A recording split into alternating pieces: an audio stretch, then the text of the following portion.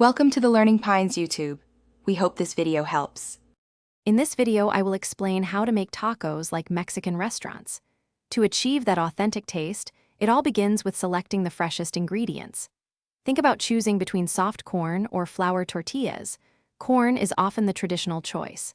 Then, pick a delicious protein like perfectly seasoned carne asada or al pastor.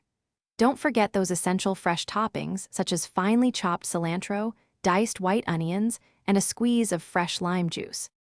The heart of any great taco is its protein, and mastering it is key. For incredible flavor, marinate your meat for a minimum of 2 hours, or even overnight if time allows.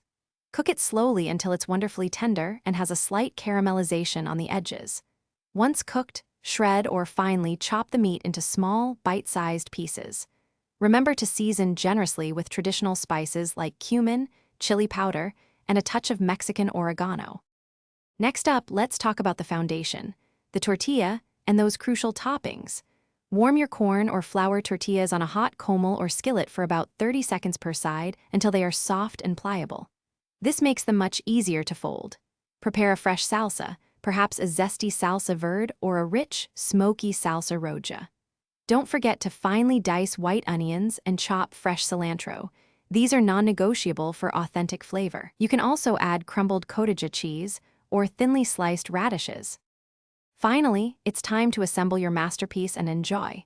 Start by placing a warm tortilla in your hand, then add a generous 2 to 3 ounces of your perfectly cooked and seasoned meat. Next, spoon on a dollop of your freshly made salsa for that essential kick and moisture. Finish with a sprinkle of chopped cilantro, a few diced white onions, and a final squeeze of fresh lime juice.